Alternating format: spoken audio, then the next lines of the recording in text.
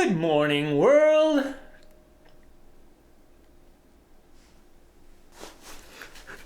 Unity! Unity. I think this is Cedric, and I'm Brian, and this is Cedric and Brian.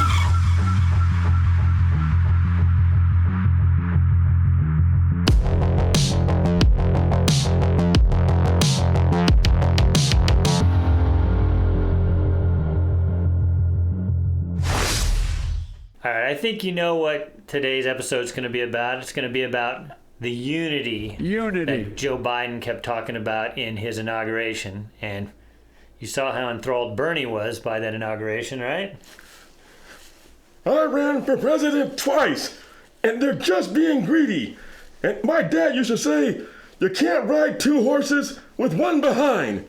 Share the wealth. Distribute. Bernie never made you it. putz. Bernie didn't make it because he didn't start early enough.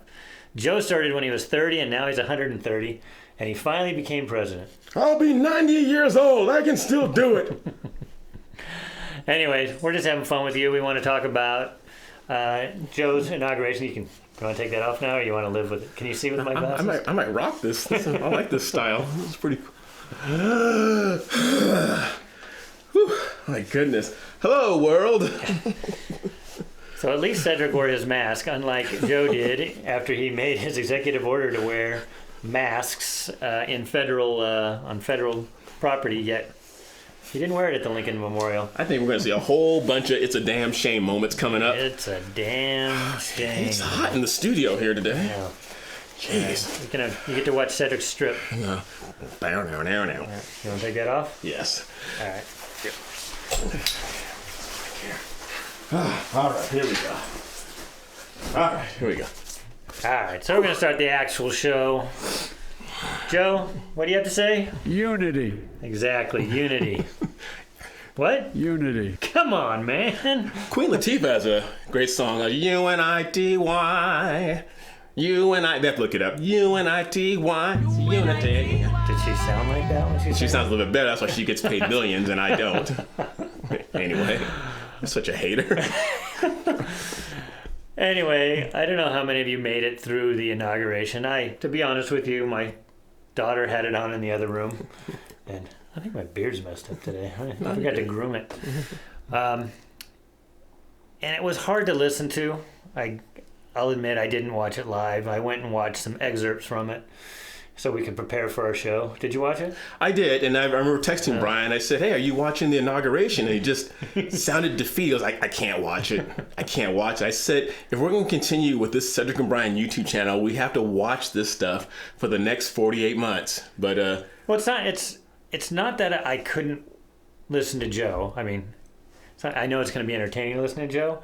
What I couldn't stand is it was like Obama coming back. The way the media fawn over him. And, this is the greatest speech since Kennedy or Lincoln. I mean, it's just silly. We'll have a lot to talk about over the next 48 months. But sorry, we were gone for a few days. My man here needed a little rest. I think he had a inauguration hangover. Is that fair to say? So I said, let's take a few days off, and then we'll get back in the saddle again.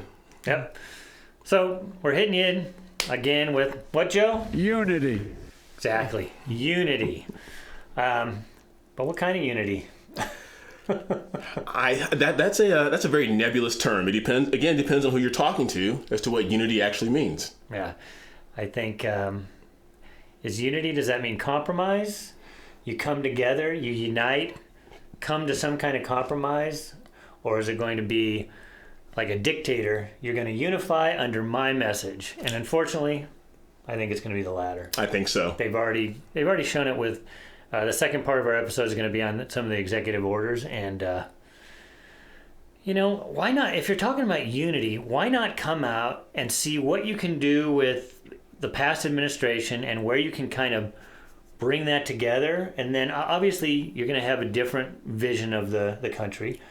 But you got to take what 74 million people voted for that didn't vote for you and say, okay, where can we compromise? Right. But instead, it's just like with the stroke of a pen, and Trump did it too. They just come in and they they get rid of what the last guy did if they happen to be on the different party. Well, I think a lot of this, like we said before, it has to do with ego. And like you just said, Biden came in and with one very shaky stroke of the pen just obliterated everything that Trump did without looking at it and say, maybe there's some things in here that I could use. I can take some bits and pieces very similar to a marriage. You come in and you unify, you compromise, and you work on it. Because if one person comes in and says, we're going to do things my way and my way only, it's only a recipe for disaster.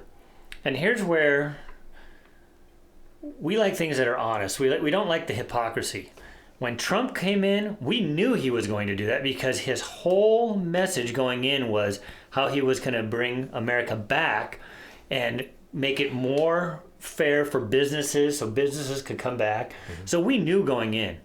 Joe kept saying how he wants to compromise and he wants to unify. And even in his speech, he wants to unify. And then a few hours later, he goes in and he just gets rid of everything that half the country wanted.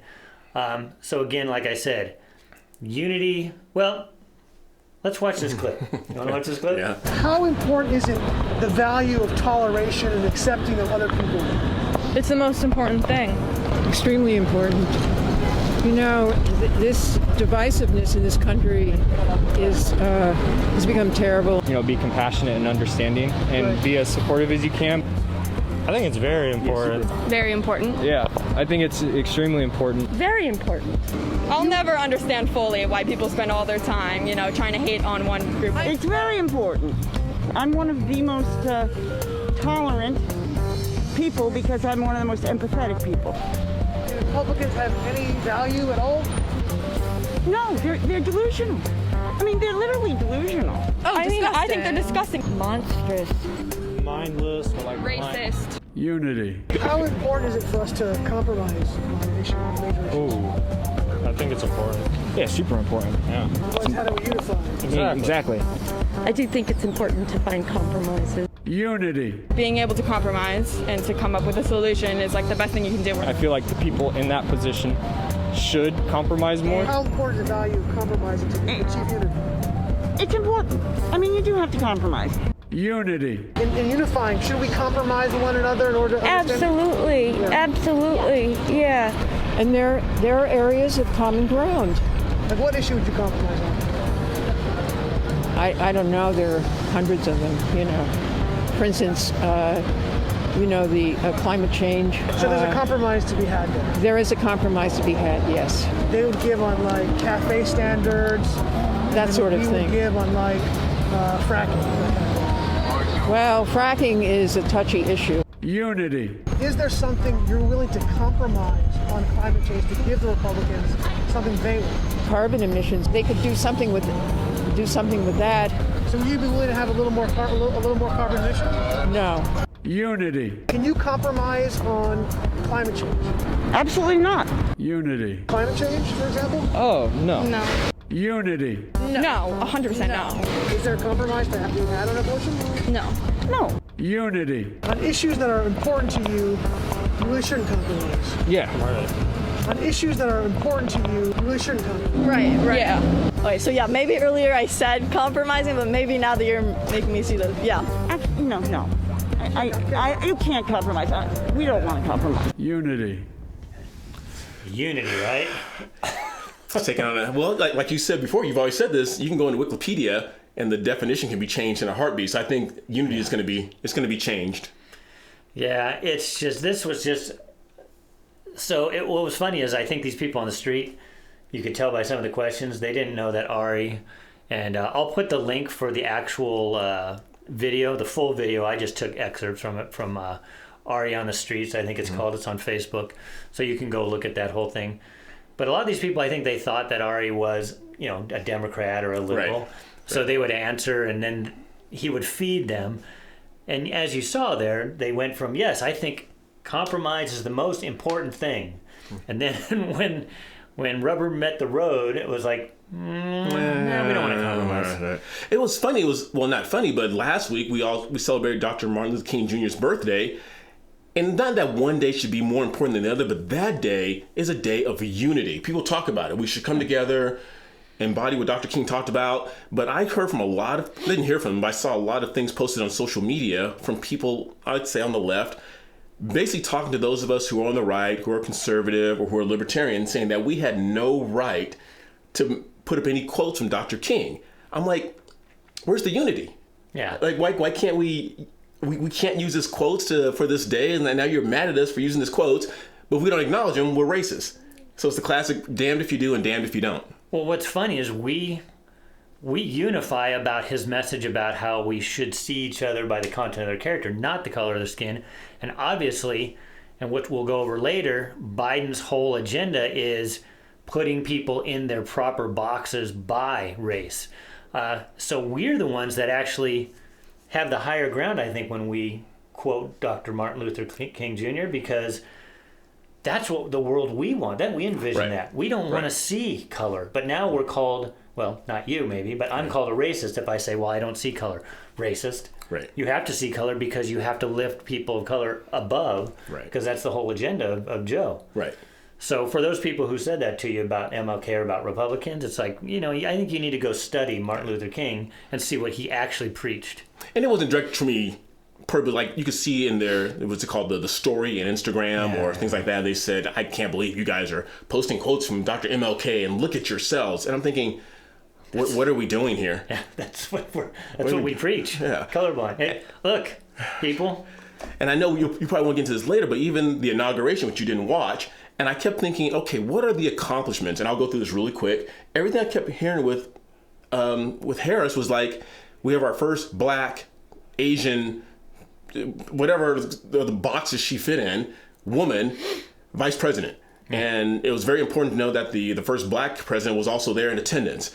And that with that one stroke of the pen, Biden also put into to play the first assistant health secretary, Rachel Levine, because it's transgender. Yeah, it's like, what are their accomplishments? I don't care if they're Black, white, transgender, all that stuff. It doesn't matter. But that's the whole intersectionality game that they play.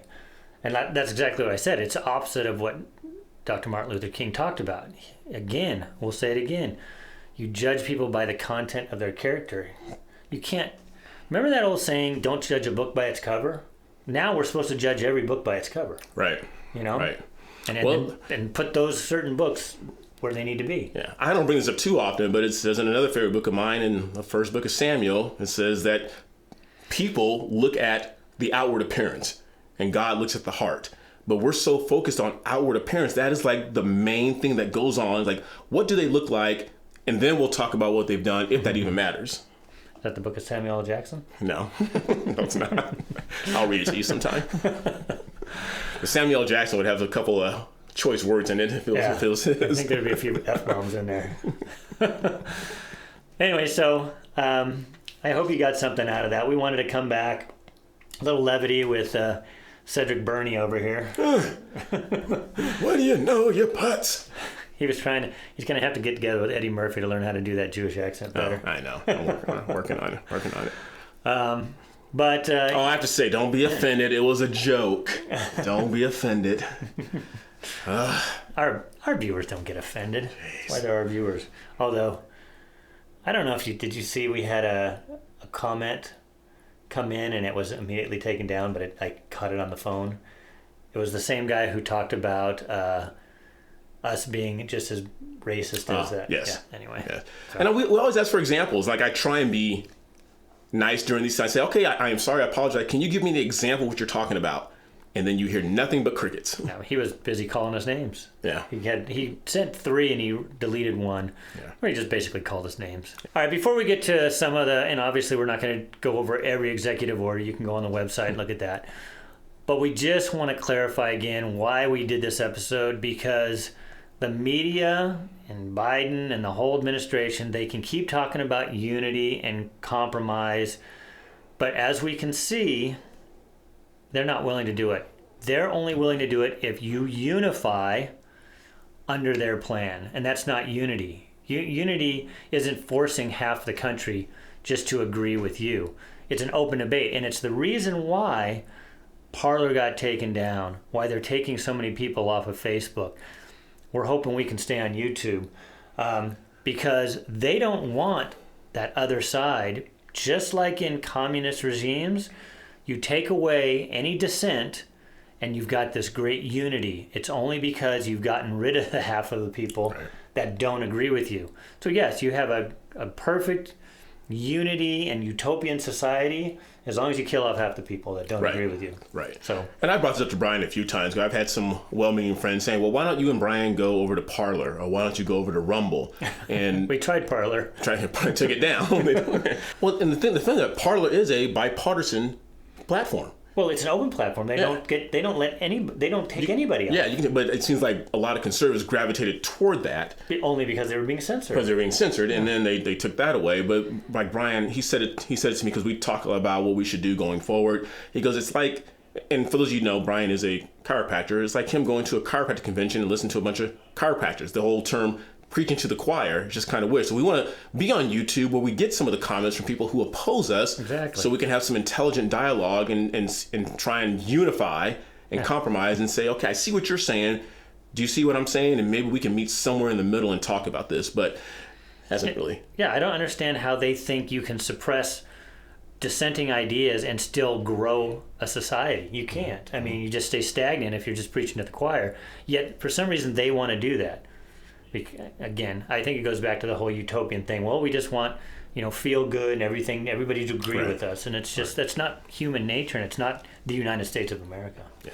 So, all right, you ready to we're going to get to some of the executive orders. Let's because here we go. I mean, we talked, what, Joe? Unity. Yeah, you say unity, but then you come up with these. Yeah. So, we'll hit this one first because again, they use these terms like equality. They love to use the term equality. I want to put a quick, he just sent me this thing with Kevin Hart and Usain Bolt. So let's just watch that real quick. So. Now, looking at the disparity here, we're about 30% in height. So, Kevin, you're going to get a 30-meter head start. Makes sense. And then we're just going to run to the finish line. It makes a lot of sense. It does make sense. All right. I don't think so. What are you talking about? If we're going to do it, we have to do it correctly to where it becomes fair. We can't start at the same time. Why? What do you mean, why not? Because you're the fastest man in the world. But you run every day, though. Well, I am not the fastest man in the world. So let's make it fair. Give me my 30 meters so I can do what I do best and kick your ass. On your marks. Get set. Oh, God damn. I'm a meeting.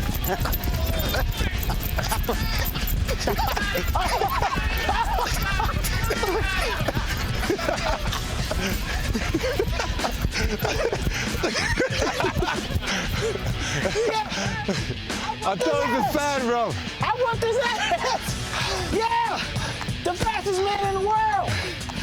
I'm the fastest man in the world. Hey, I see a burning, bro.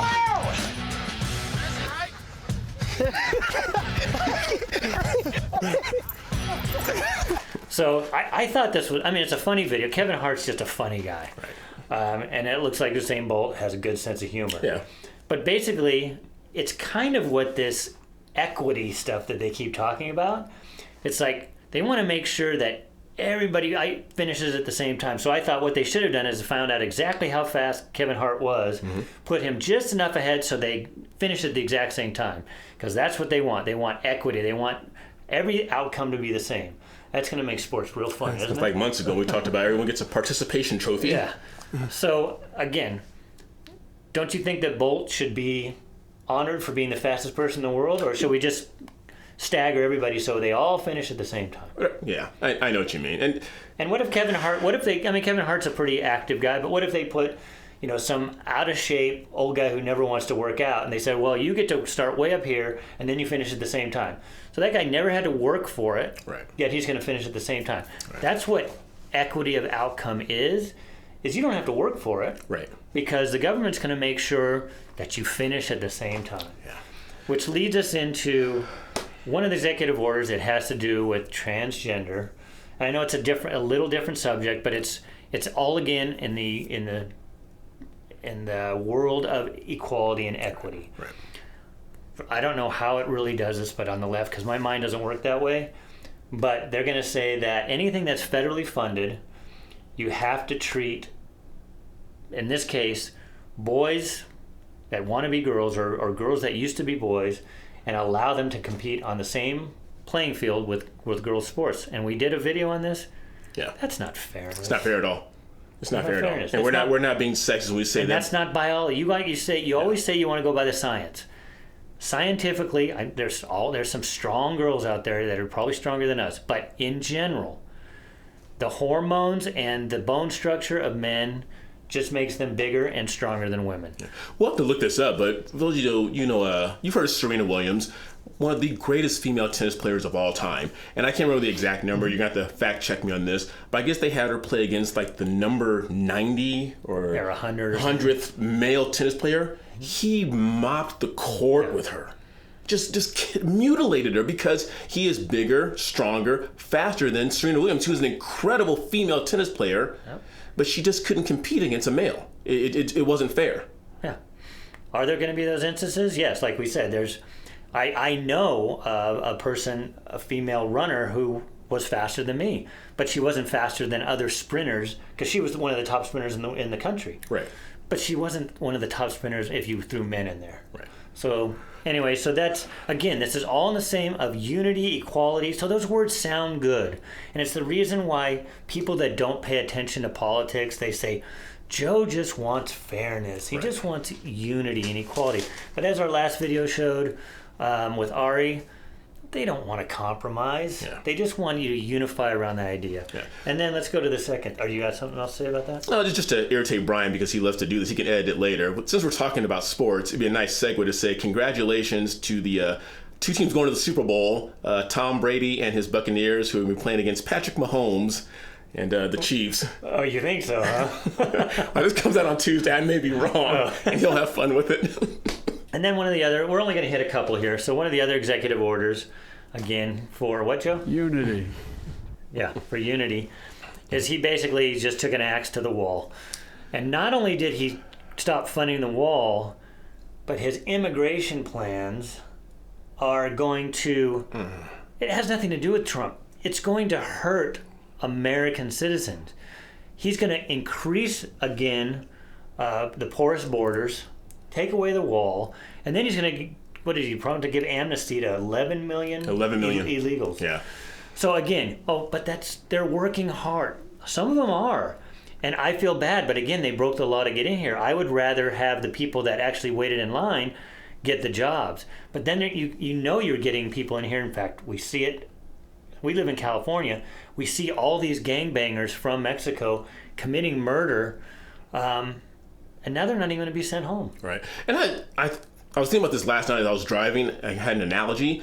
For those of you who are opposed to the building of the wall, and if you live in a home, think about going into your backyard and tearing down the walls that encompass your property. Would you be okay with that? You have walls around your property for a reason. It's for security. It's for privacy. Why wouldn't you want that for our country? Why would you just let anybody come in on a whim? Of course, we know the answer. It's rhetorical because that's many more votes for the Democratic Party. Yeah, it's 11 million more votes. Yeah. He's entering back into the Paris Accord, so more wasted money. And that ties in. He did that at the same time the Keystone Pipeline, he put an end to that. That affected us and Canada. Yeah.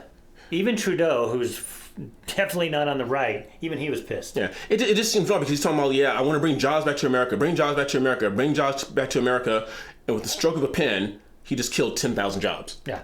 So where's the compromise? Where's the unity? Sometimes, and I know a lot of people who voted for Joe didn't think he would do this. We kept saying it, though. He's going to go far left, even though he may in his heart not be far left. But he's a 30-year politician, or I don't know how many years. Right. Longer than that. 48 years. 48 years. Yeah, that's right. 50-year politician who he puts his finger up and he says, here's where I got to go. So he's flip-flopped for 48 years. Come on, man. So it didn't surprise us. I know it's going to surprise some of you, Blue Dog Democrat, the old style Democrats that were for the working class. You didn't get the working class Democrat. That they don't have the party anymore. So you can see with this, he's killing jobs. Come on, man. And it's what is it, Cedric? It's a damn shame. I asked a couple of my friends this, not to be combative, but I said this man has shown you who he is for 48 years. Yeah. And it's like and not to be sensitive to this, it's like the guy that's either always running out on his relationship for 20, 30 years and says, okay, baby, this time I won't. I swear I won't. No, he has shown you who he is for 48 years. You just haven't listened, or you just completely ignored it. But it's going to continue. Because he uses words like... Unity. Exactly. As long as you use the right words. Trump didn't use the right words. Yeah. Trump did all of the right things when it came to policy, yeah. but he used all the wrong words, and it's the reason he's not sitting in the Oval Office anymore. He didn't know how to get out of his own way. Joe, who doesn't know... He doesn't have a policy I don't think he actually believes in, right? But he knows what words to say. Trump's fault was, and if I can say this, he was blatantly honest. Yeah, well, you know what? Blatantly honest is one thing, and I know in politics that doesn't get you far. Doesn't get you far at all. But he was a little beyond that. Yeah. Come on, we looked at each other when he would tweet stuff sometimes, and we just shook our head and said, why? Right. Whereas Joe... Well scripted. Obviously he didn't write a speech. If he did, he would have plagiarized it like he did before. Oh wait, no, that was somebody else's speech he read. But he's been doing this for 40 years. He's a professional politician. He's a politician. He's the swamp. He's a professional. Come on, man. He's what the 73 to 74 million that people that voted for Trump, which is 10 million more than voted the first time. Mm-hmm. Were people that were trying to get rid of the people in the swamp. Now it's going to come back with a vengeance, but he uses the right word because then one of his policies was he wants a national day of what? Unity. Exactly, a national day of unity. Please stop saying. Okay, I'll stop. It's a catchy song. So again, Joe uses the right words. I was hoping that his policies wouldn't be that bad, but then. First day, his executive orders, he shows that he's not about unity. He's about, let me get my left-wing policies in place, which weren't his policies before. Right. But he knows, again, he puts that finger up. Here's the way he's got to go. And let's be honest, he's a puppet. Well, like you were saying with the Paris Accords, why isn't France financially invested in this? Why are we funding all of this? I know. Well, and then we're back. He put us back in the WHO too, but was put in by China. The Petros was put in by China. So again, Trump was trying to show that China is not our ally, and Joe is bought and sold by. Oh, speaking of that, can I share something China. real quick? What? It irritated you, but I have to share this. I did my own little research, and Forbes magazine listed the top 10 cities in the world that have the most billionaires. Top 10 cities. 5 of those cities, if you include Singapore, are in China. So they have 259 billionaires. Why in the hell are we sending money to China when they have 259 billionaires? Well, I know. And then when you talk about the climate change stuff, they're polluting like crazy. Under Trump, we actually polluted less. We brought our carbon emissions down under Trump. Look at that Forbes article. And I did the math. If you go to each one of those billionaires and say, hey, can you kick us down $385,000? It would equal the $100 million that we sent over there, which could be more money for us. Huh. That's a damn shame. Anyway, it's going to be... I'm running for president. Come on, man. You could be our first black president. Oh, wait. I know, it's too late. I'm fully black. Full black, yeah, full right. black president. Yeah, so he checks the box more than Obama, because Obama was half... slave owner. Yes, right. Made himself work. He was his own cracker. He was an oppressor. He oppressed himself. Yeah. All right. Well, were we going to take one comment? Arnold, this one's for you. Okay.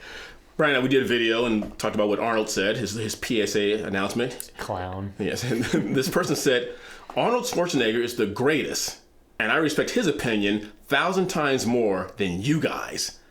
Sounds like a mature adult. Right? And I respect, and I said Arnold, but it was very vague. It said Arnold Schwarzenegger is the greatest. So I said I had to assume that Arnold is the greatest at what he does. So my response was, some will say that Flex Wheeler, Ronnie Coleman, Dorian Yates, and a few others were better bodybuilders, but they should all tip their hats to Arnold Schwarzenegger, who was a true trailblazer in the bodybuilding field.